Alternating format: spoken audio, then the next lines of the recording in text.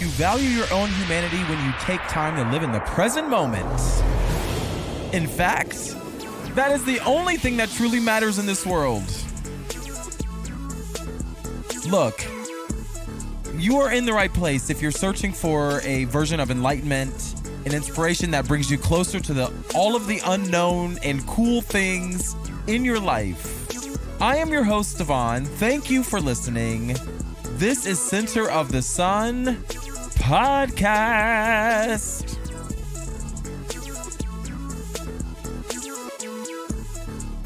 So, you're not happy. You feel sad. You feel like a dumbass blank ass piece of paper. Just sitting on a table, just looking real dumb and blank. Undeniably, you're miserable. That's fine. You're unable to speak a word of your feelings because, like, who the fuck cares? That's fine too, whatever. But you're seen here. I see you. But I see you laughing and smiling just for the sake of laughing and smiling. Not because there's any real anything behind it. I can tell you're doing things, adulting things, you know, but not because you really want to or need to do anything other than pass the fucking time. Like, what the fuck? Because you're in a constant standstill. Now, this is real. You're waiting for the night to come so that the day can officially end. This is no way to live. Your feelings are, let's say, weird. They feel out of place. It feels like a Truman Show looking ass life. I don't know. You go through the motions. I don't know. Like a drama. Like a play. Like a preset, like a plot. But is this any way for your beautiful, cute ass, beautiful soul to live or exist? Is this what your soul intends? Is there something wrong with you? Well, some may say that, you know, thoughts like those would describe something like a mental illness like depression or anxiety. But you are engaged with your healthcare provider, and if you're not, you're probably taking care of yourself in some other kind of way, and that's, you know, through medication or therapy or social support. And those things may have changed the game for you. I know they did for me. But just like any gospel song, you know, written by Hezekiah Walker, if you know anything about Jesus being the king, as Kanye West would encourage you to listen to old gospel songs, one of them is that 99 and a half won't do. And 99 and a half does not do, just like Kanye West's lack of brain cells. But he's right in understanding that you are a supreme being and you cannot be contained in this physical reality. So therefore, like, it is like you just have to realize it. But Jesus is not king unless he's your king. You know, like, he's Kanye West king, so therefore he's the king of Kanye West. But, like, you know who's the king of me, of Devon? Devon's the king of Devon, I guess. And there is a creator. But I mean, like, in terms of this universe that surrounds me, like, literally the 6 inches away from your face right now, there's like, you are your universe right there. That's what we're going to talk about today. It's like kind of cool shit, but 99 and a half won't do. So therefore, medication and therapy and social support doesn't always work. So you're a supreme being. Well, what do? You cannot be contained in this miserable ass motherfucking culture that is obsessed with death. Happy Halloween. Happy Devil's Birthday. I just like, even though, you know, we talked about previous episodes, and I want to go back to it because it's very important to me, talking about the origins of the devil and like these ideas of darkness and Halloween and all that kind of stuff. It's very interesting stuff, but at the end of the day, I don't believe in it, in the devil specifically, because like, how can I? It's a counterintuitive structure of thinking for me. So therefore, I cannot believe in the devil because I cannot believe in a hell, because if I do, then like it is weird because of the original of the I don't know. It just doesn't. It's energy that I don't want around me, and 99.5 point do. I don't care. I don't care if the devil's real. I don't believe in the fucking devil. But anyway, we're obsessed with death as a culture, and I was trolling my patients because I was like, happy Halloween, it's the devil's birthday. Like, what are you going to do for the devil's birthday? What are you going to get the devil? Like, this is so exciting. Like, ah. But nobody got the joke, and that was fine. That's why they love me. It's fine. But you can't be contained in it. It's just like a symbol.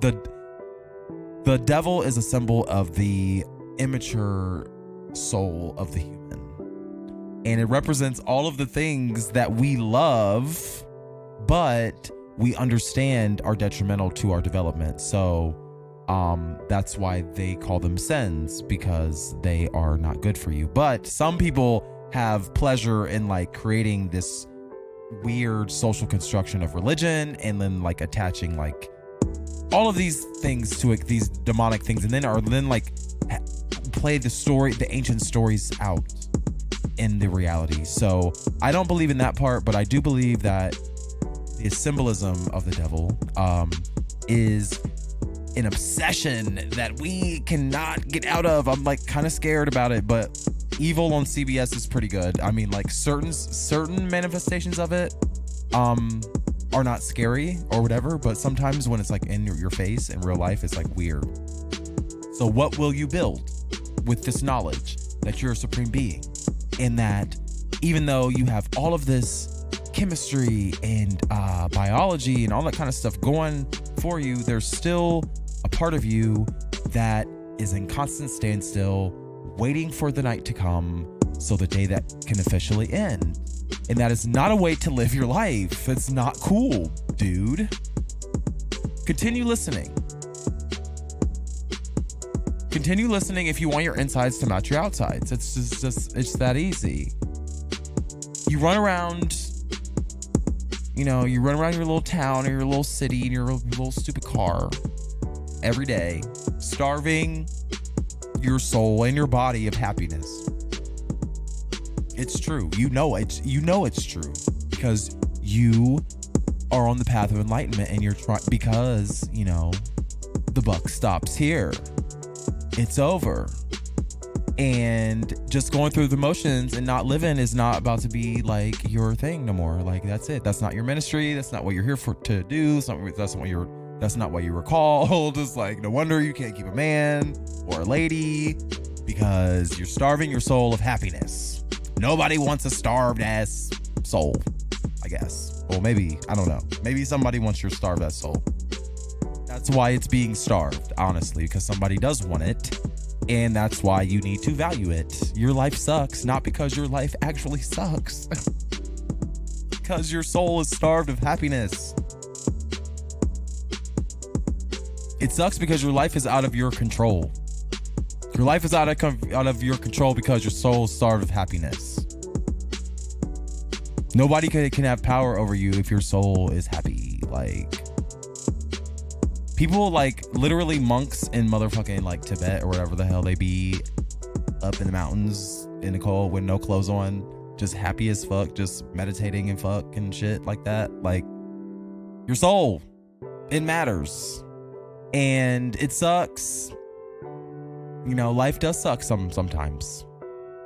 But you have to realize that it doesn't suck because it actually sucks. It just sucks because something is missing. And not material things. Like, you could add material things, but like sometimes more money is more problems. Like, more materials equal more energies that create incoherences. I don't know. It sucks because your life is out of your control, basically. The picture in your head should match your reality Sometimes it doesn't. Sometimes it does. Like, and when it does, it's like lit. Like life seems like a dream when it matches. Because it is in your head, it feels like a dream because you are watching your thoughts, and that observation of your thoughts, that's called coherence. When you like get in there and like can like know what's going on, like you want that to happen, because that's called coherence. And when I mention coherence, I mean in like a signal, like electrical signals and shit. Yeah, it's like, and you know, that's the goal of most mental health treatments. And that's what we're going to talk about today. How to manage those distracting thoughts for just everyday life. How do you enhance the success that you've already built? You valued yourself enough to get to this point, but you still ask, is there something wrong with you? And there might be. You might still be depressed. You might have some shit going on, you know, whatever, undiagnosed, whatever.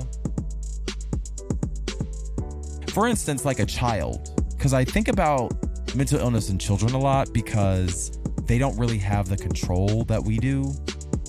They have even less control, so they're like even more crazy, like, ah! So, and shout out to my Russian coworker. I'm helping her, before I continue on this, like, on this study about these children, I'm drinking alcohol today. Oh my God. I'm like very happy that I'm doing it because drinking makes me feel ill. Like when I drink beer, I feel ill. And so I just like, in doing this show and like listening to my body, I'm like, okay, like if I feel ill, like that means I shouldn't do it, bro. But I don't give a fuck. And so today I'm drinking wine and I don't feel ill. It tastes delicious. It is a Cab Sauv. It is a $15 bottle. It's pretty good. I served wine for 4 months, and I would say, based on my training, that it is fruit forward. It has a pepper. It's like you can taste black pepper. Let me do a wine tasting. So this is the Alexander Brown Uncaged Cabernet Sauvignon 2016. I believe it's about $16.99. Let me see.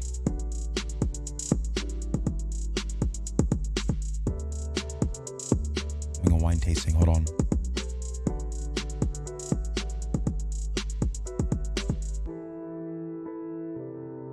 I would say notes of licorice, black pepper, and it is a very full body. Well, it's like medium body. It has like a wateriness to it, but I like it. Hold on.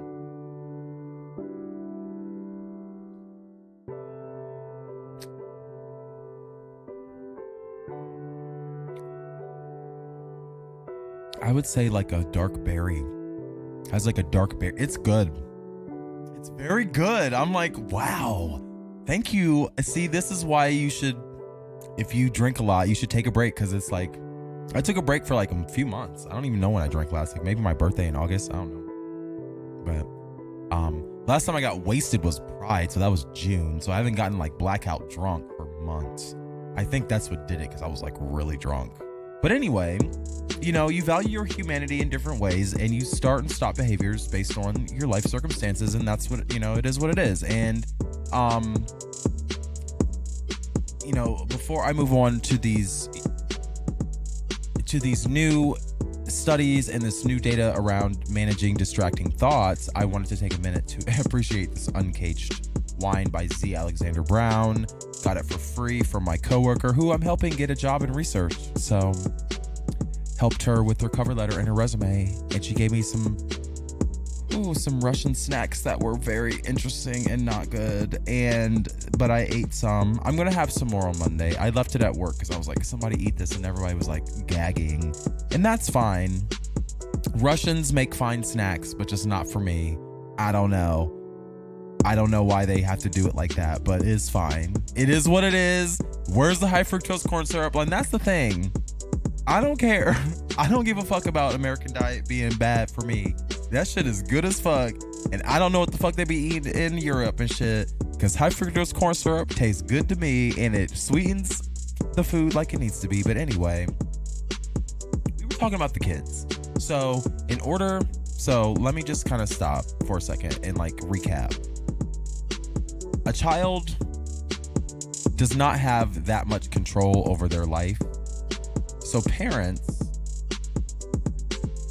they have chosen in certain situations to use medication as a rescue from the insanity of like having a child. Like, I don't know why you would have a child. You know that they're like this, but that's fine. I know why you had a child, actually, because you were probably horny. So that's fine. Anyway, you'll see parents use medication as a sedative to help their hyperactive children. And so I witnessed this a few times. I witnessed this all the time, actually, in my clinic, but I witnessed this a few times recently. And it prompted me to look up a journal about hyperactive children. And researchers, have tons of journals. And they make note that nearly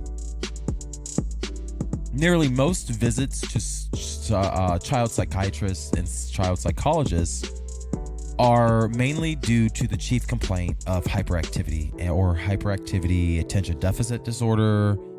That includes hyperactivity. As a result, doctors are forced to medicate children and sedate them. And this happens in adulthood too. You'll see this all the time, and it's not okay. Instead of like talking to the person or like understanding the true like underlying thing, or just the fact that they may be living in disharmony with nature, they're not considering any sort of natural remedy before prescribing medication. You see this in adulthood all the time.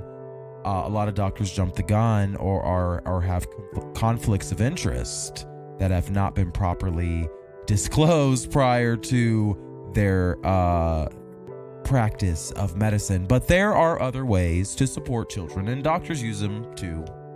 And there are new ways that doctors support children that are in development and are under clinical trial. And it's very exciting because that is the purpose of listening to Center of the Sun, is finding the ways to value your humanity while through connecting modern science and ancient wisdom with your human potential. And you can do it without side effects. And that's the coolest thing, is that we're finding the bridges. We're finally finding them. We're like, thank God. Like, I don't have to like tweak. Like, you can tweak your chemistry.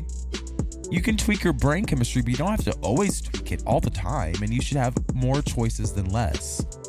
And children, they're this is way more than just like being hyperactive. These children have tics and temper tantrums constantly. And there was like a very tight threshold for the inclusion of these children in this intervention. And not only were their chief complaints tightly controlled, also their adherence to the regimen was also tightly controlled. So this was a very interesting study, and it stood out to me also because it originated from Iran, the country, Iran, like the terrorist, like, oh my God, like Iran, like terrorists and stuff. Like, they're over here just having normal ass shit. And I actually have patients who are refugees from Iran, and they tell me, how weird things are because of the like religious authoritarianism that's happening over there. I'm like, oh my God, like, people are really being murdered. Like, you'll really be murdered for being gay. Like, it's really a thing. Like, and don't get it up the booty, like, because you'll definitely be murdered. If you're a top, you might be spared.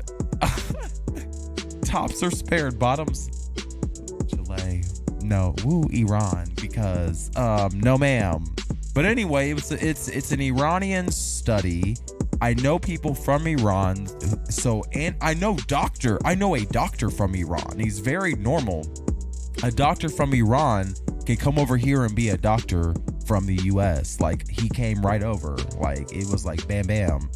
And it took like a few years, but he just applied to residency over here and got in, and it was very easy. And so I trust it's validated science, it's just as equal science. And once you take out all of the like misinformation from our government, it's like, oh my God, like people are normal, just like us, and they have, unruly children. But what stood out to me about it being an Iranian study, clinical trial, actually, I don't know why I'm just saying study, but I want to specify that it's a clinical trial. But it's in Iran, where children are more likely to have a parent at home than America. So from our perspective, that would most likely support the child's development and decrease their ADD behaviors. Like, that's what we would think. So there's a weird lack of correlation there, because we correlate those two things, but like literally like 90% of these children had a parent at home. So it wasn't an issue of like parenting or like family structure. And then culturally, their religion is a part of their government, but it's like an authoritarian kind of thing. So it's like some would suggest that these children's lives sucked, and that's why they had ADD. It's like, oh my God, like, can we live? But American children are no better. And actually, American children might be worse, but we claim to have more freedom, or whatever it is. So I can only judge the facts. I don't really know on a surface level, on a cultural level, what significance being from Iran has, but I find it striking that they have the same issue and use the same methods to remedy the issue. Children with untreated, and actually in terms of the terrorism that we see in propaganda over here, because I'm just going to call it like it is. It's probably propaganda that I accept as truth, but I don't have any other source, because that's what, CIA, don't kill me. It's fine. FBI, I believe you. It is what it is. But children with untreated mental disorders most likely have the same disorders as adults. That's the fact.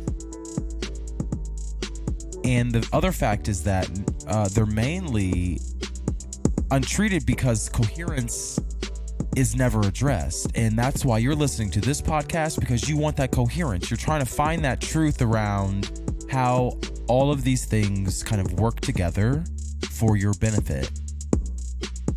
So what have you heard about the word? It's a new term that I learned today. It's prana. It's used during yoga to regulate the breath. It gives power to your body. Every time you breathe, like, you have to breathe.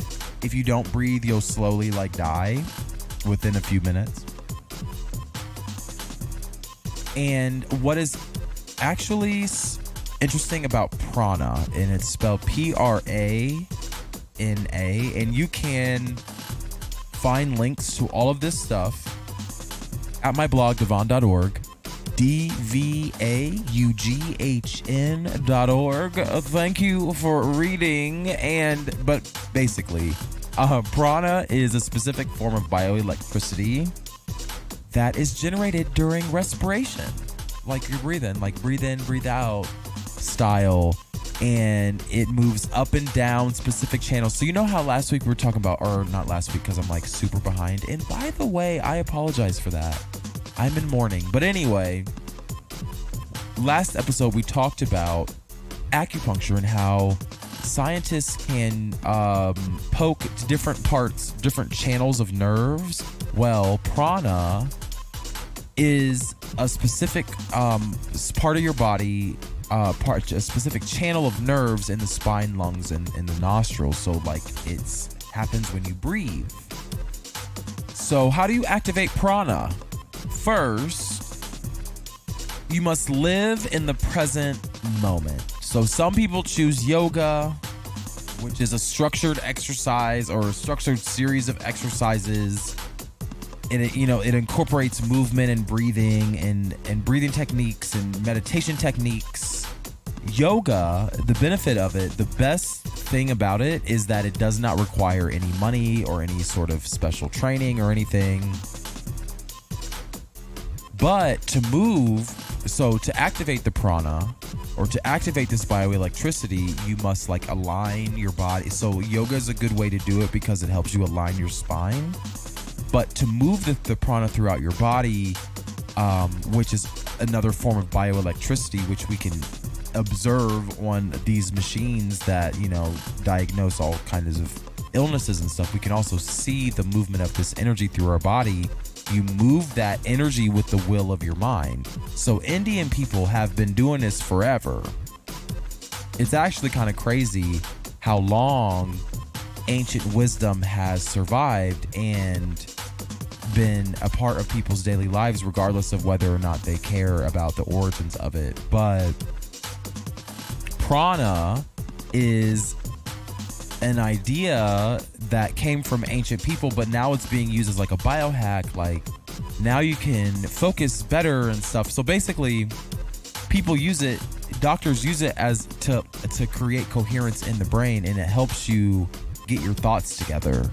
And it helped children in this study, this Iranian hyperactive children, it helped them be more calm. So in this clinical trial of this Indian idea in this Iranian culture, they were giving these children these exercises where they had them cross their arms and like touch the lobes with the tips of their fingers and like breathe in and breathe out and do this and do that and stretch here and stretch there and da-da-da and da-da-da. But basically it created coherence, so much coherence in these children's brains because first of all, that's what they wanted. That's why they were crazies, because they were just trying to find a way to make all this shit work, and they just needed some guidance and some structure. And they used the will of their mind to breathe in and hold their breath. So that's how you move the prana. And the way that it was described in a book that is cited on my blog, devon.org, dvaughn.org, it's like a wheel, like a series of gears. So all of your organs are moving in a series of like different ways, but they all move in conjunction with each other. And when you hold your breath, you're kind of like stopping everything. And when you do it in a systematic way, or when these children did it in a systematic way, and they gave children just simple exercises with simple instructions for them to practice every single day. And if they didn't practice every single day, they were out of the study. And all of this also happened out of the context of religion and out of the context of government and all that kind of stuff. And the kids, they stretched and they touched their earlobes in different ways and held in and exhaled and held in and exhaled their breaths. They saw a significant decrease in behavioral issues.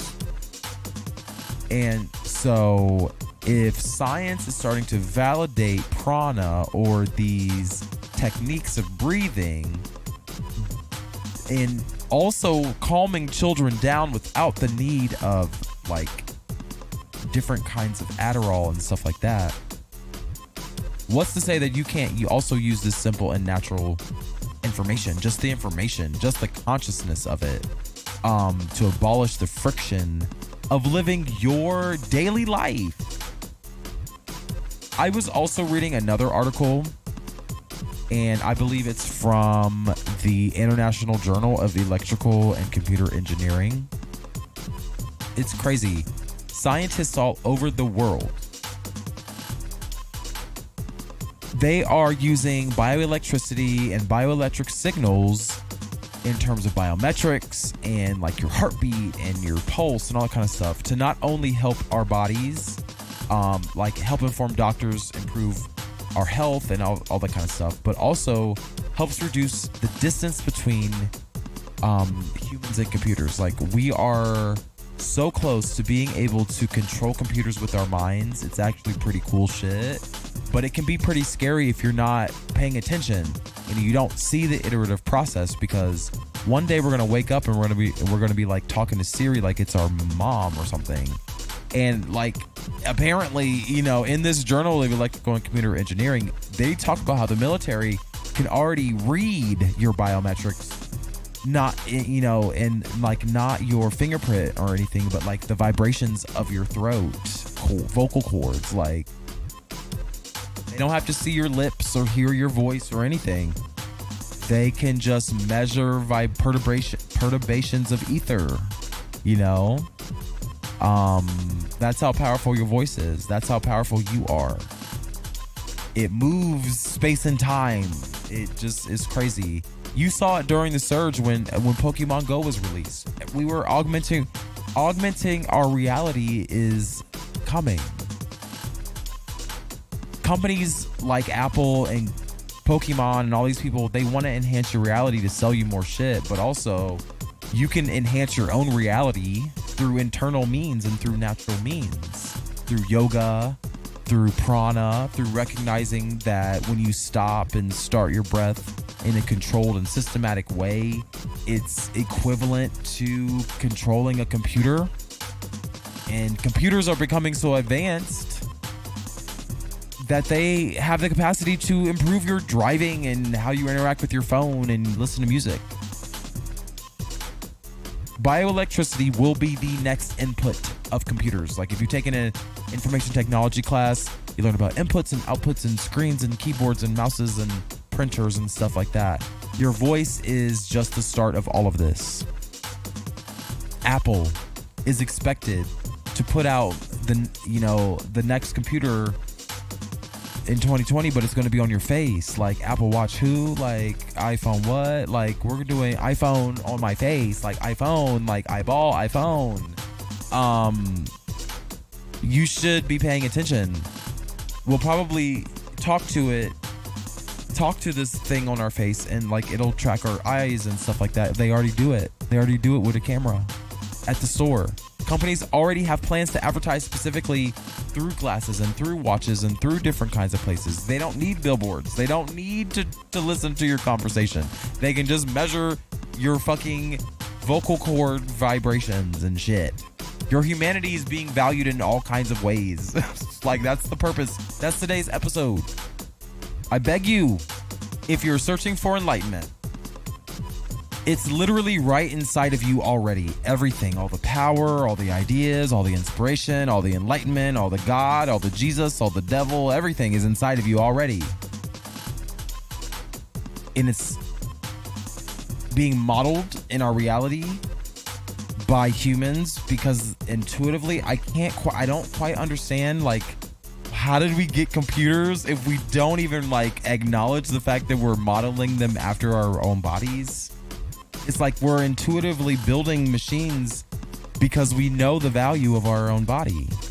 And you might be going through the motions of daily life, using your body or abusing your body, whatever it is, but put value in simple shit like breathing. Today's episode is just a reminder that, it's crazy to think about how much potential energy and subtle energy is just sitting dormant in your body, locked inside of your bones. Literally, there are gospel songs about fire being shut up in your bones. And I thought it was metaphorical. I really did. I thought it was hyperbolic, but smile because you're truly happy. Smile because you feel the fire that's shut up in your bones, and get mad because you really feel pissed. You get mad because you feel that fire shut up in your bones and feel the emotions, because those emotions are power. And they come from somewhere. They don't come from just nowhere. It might be from the vapor in the air. It might be from the sun. It might be from the food. It might be from the poison. It might be from the vibrations or whatever the fuck. I don't know. Find that place. Find from whence your energy flows. Because it's where you can inspire your next move and your next breath. Send me your thoughts. Oh, also, Devon.org has upgraded to membership, so it's free, but 2020 will require you to sign up with your email only. You don't even have to have a password. It's so easy. Free membership to Devon.org. Please visit my blog, Devon.org, to see the transcript, to see the sources.